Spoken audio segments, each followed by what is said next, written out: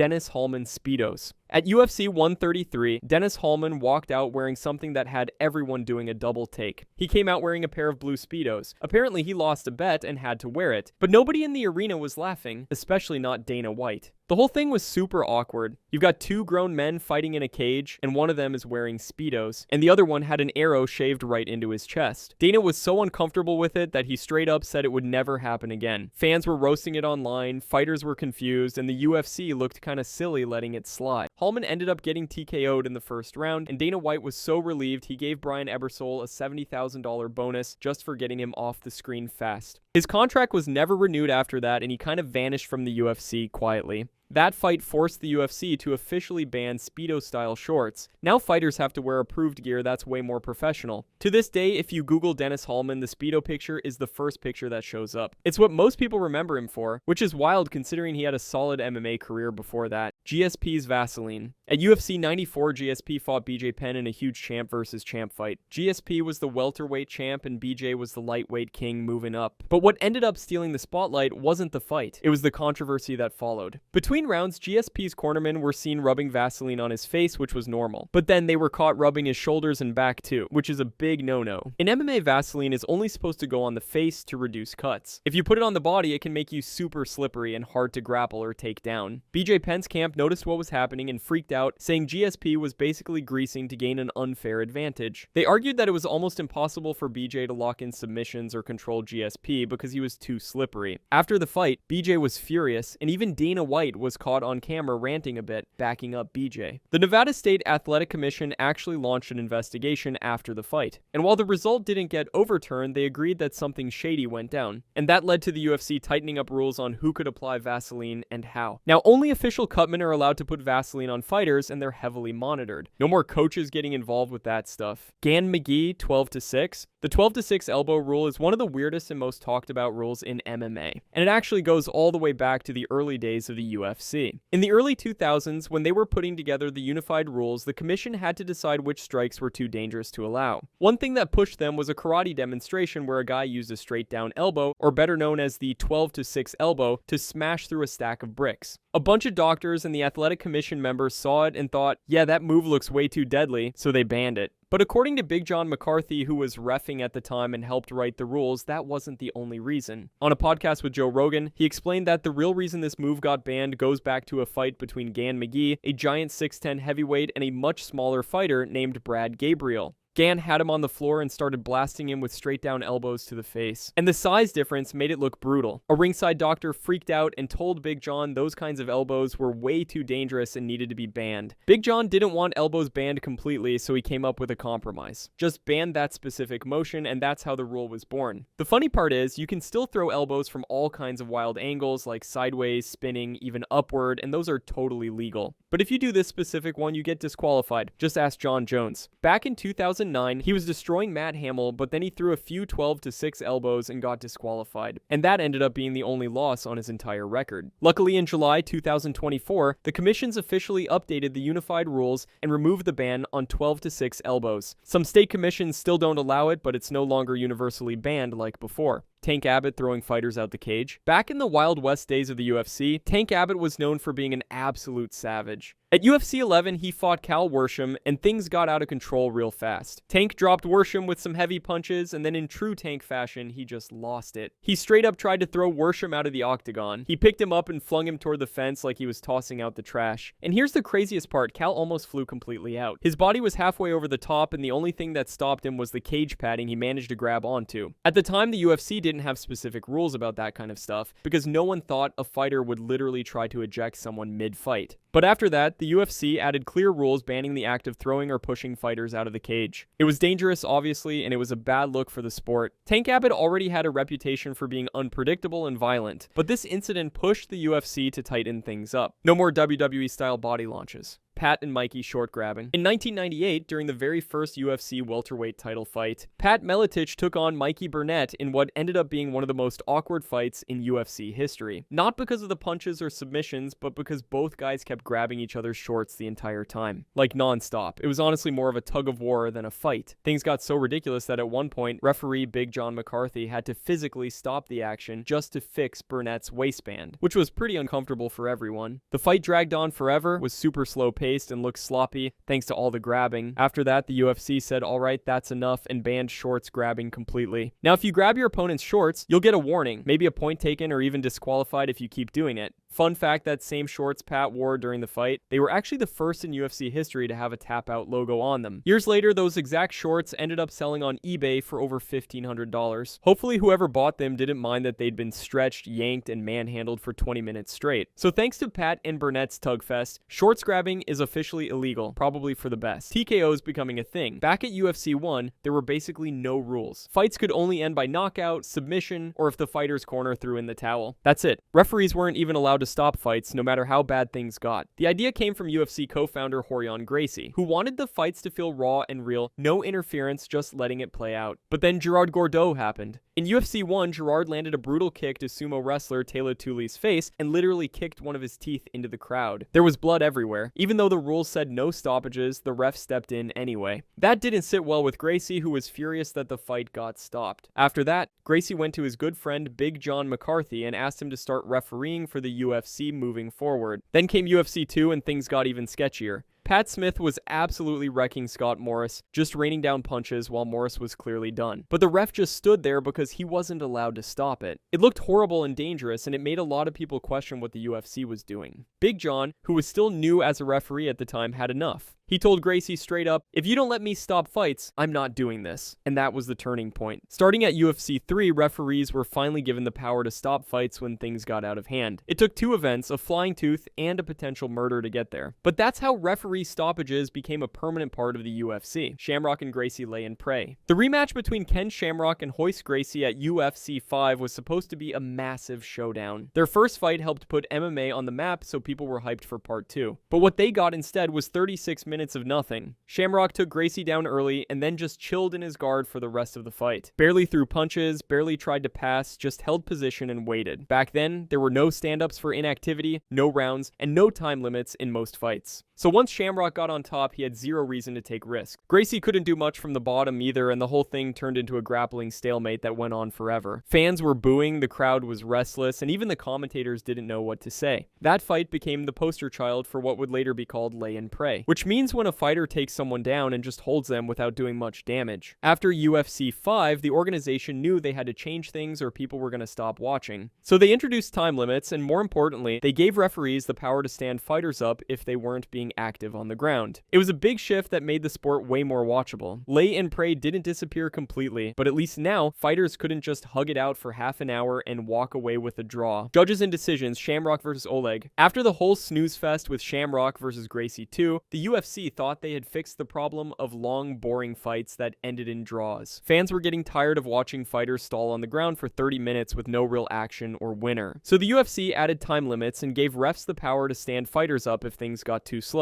Problem solved, right? Not exactly. At UFC 7, Ken Shamrock was back, this time facing Oleg Taktarov, and once again, the fight dragged on. Both guys were super cautious, barely did anything, and just kind of circled and clinched their way through the match. It went the full distance, and since the UFC still hadn't added judges yet, it ended in another draw. That was the moment where the UFC finally said, we need judges. So starting at UFC 8, they introduced official scorecards and judges to make sure someone actually walks away with a win. They also capped fights at a 15-minute time limit to keep the pace up. Funny thing is, almost every important fight at UFC 8, the semifinals and the finals, ended up going to decision. So if they hadn't made that change, the whole card would have been full of more frustrating draws. So yeah, thanks to Shamrock and Oleg, the UFC finally realized that you can't run a sport without judges.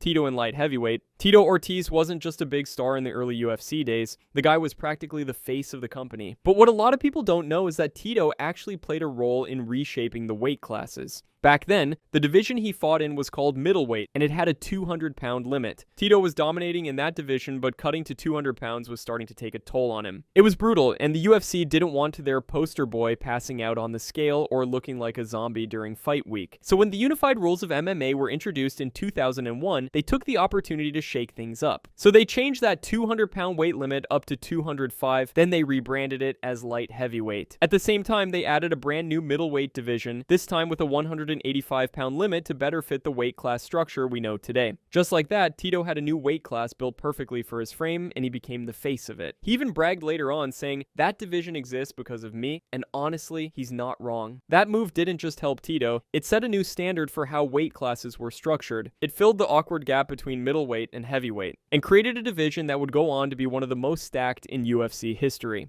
Position after checks. At UFC 42, Duane Ledwig found himself in a rough spot. He was on his back getting cooked. Big John McCarthy paused the fight so the doctor could check the cut, which is standard. But here's where things got weird. Once the doctor gave the green light, they didn't restart the fight on the ground where it left off. Instead, they stood both fighters up and restarted it on the feet. That was a huge break for Ledwig. He was struggling on the ground, but once he got back to striking range, he found his rhythm again. He ended up edging out a close decision, and while it was a solid comeback, a lot of people, especially Dana White, weren't happy about how it played out. Dana straight up said it made no sense to reset a fight standing when it was clearly paused in a ground position. The guy on top just loses his advantage for no reason. That's not fair. And he was right, it wasn't. That moment exposed a flaw in the rulebook, and the UFC fixed it. After that fight, the rules were updated. If a fight gets paused due to a doctor check or equipment issue, it has to resume in the exact same position it was stopped in.